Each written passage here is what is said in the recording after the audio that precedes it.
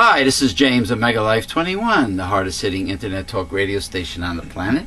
And I am here once again at the newsletter Censored Research Center in northeastern New Jersey with the Reverend Dr. William J. Eisenman. And of course... Here? Wait a minute, I'm not ready yet. Oh, sorry. And personal assistant to the Wizard Ozzy Bucco, Esmeralda's in her office, hard at work as usual. How's everybody doing? Fine. Bill? I'm here!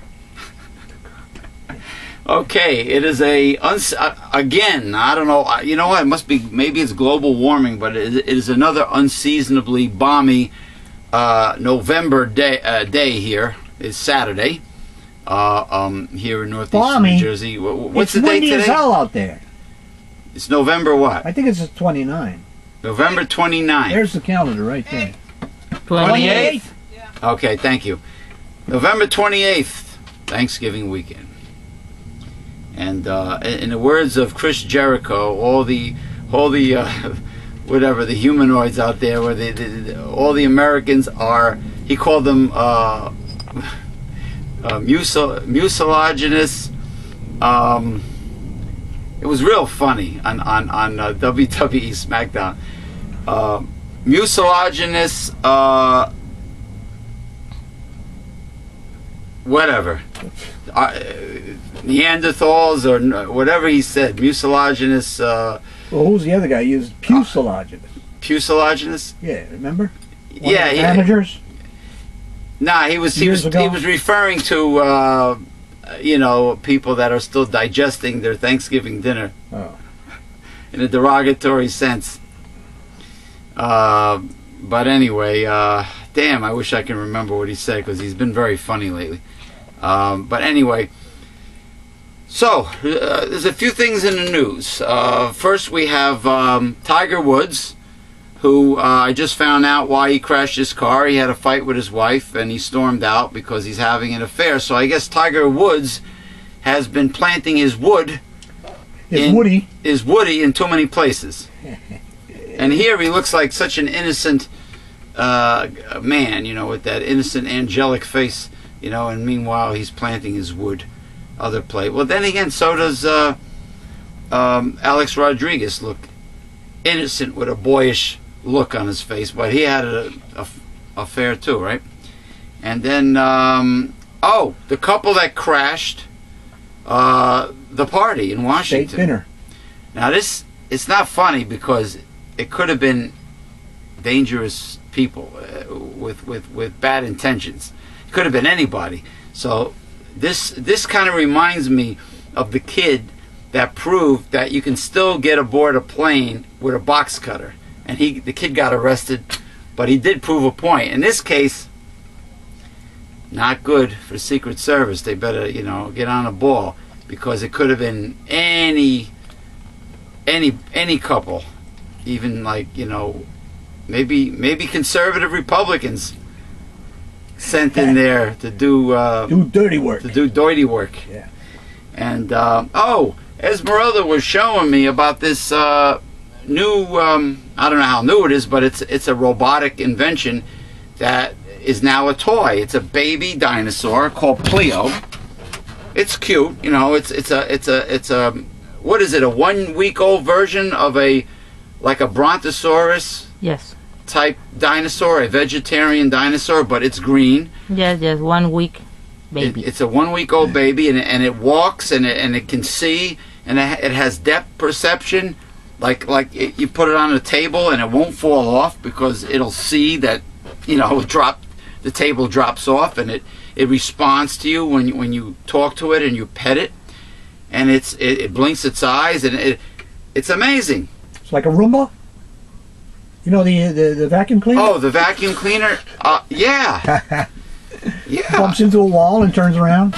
But, you know, it turns out that there's a whole bunch of robots that are made into toys, like dragonflies and bats that can actually fly, robots that can talk and can grab a ball when you hand it to it. This one guy who just wrote a book about that. And he says that in a few years we'll be marrying and having sex with robots. That's how good they will be. You mean that realistic silicone, those silicone dolls that were on the Howard Stern show? That female android in that Kirk, that Star Trek. Harry Mudd? No, the other one with the lovely-looking black-haired young lady. She was an android? Yeah.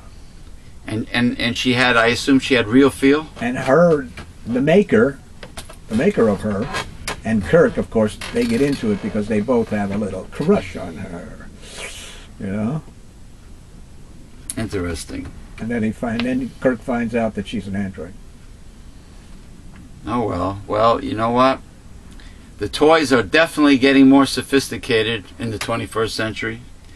And nanotechnology, and I mean, I hate now our kids won't have to have an imaginary partner or friend, you know. It could be a real robot friend. I mean, all the rich little bastards in the United States will be getting android friends and toys, and maybe knowing the American children, they'll get their androids to do their homework for them and go to school for them and everything.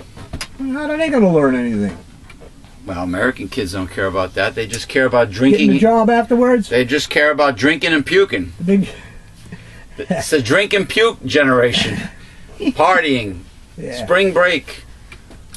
Being sluts like the Girls Gone Wild videos.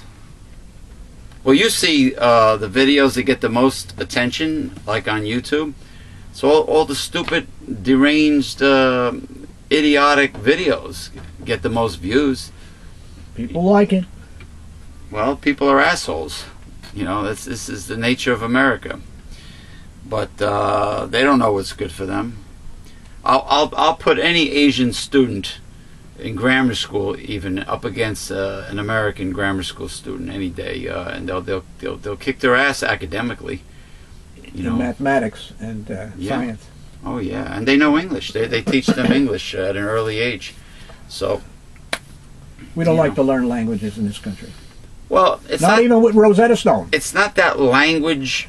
It's not that learning another language is a big priority. It's just the amazing fact that these kids are just much better students from these countries, you know. But anyway, I just want to talk about how the words public option has been demonized by the American media. And of course, when they interview a Republican senator, and he always says the American public does not want a public option. The Americans have voted down the public option. Well, how can they vote down the public option if they voted for Barack Obama over John McCain by practically a landslide?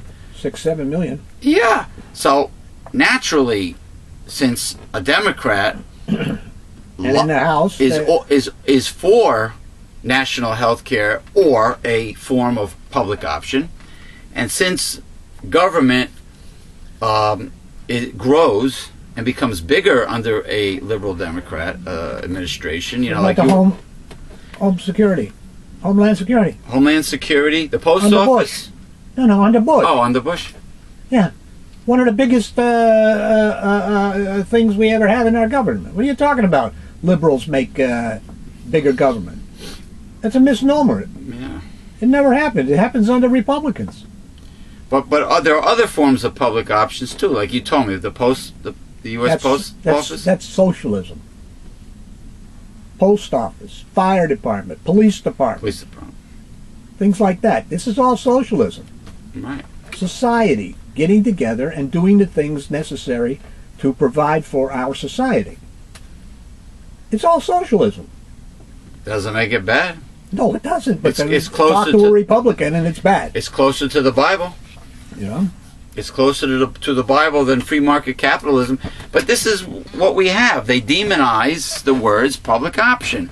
And they lie. The Republicans lie about the American public won't stand for this. Americans won't stand for the public option. They want insurance companies, the private sector.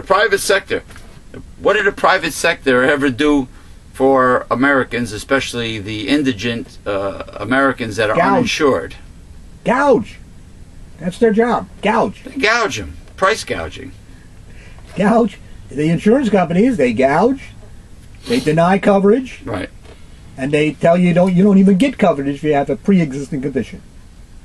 If it was up to the private sector, you won't get coverage. They wouldn't make roads. They wouldn't make telegraph poles. They wouldn't make electricity. They wouldn't make everything. All right, we got to cut.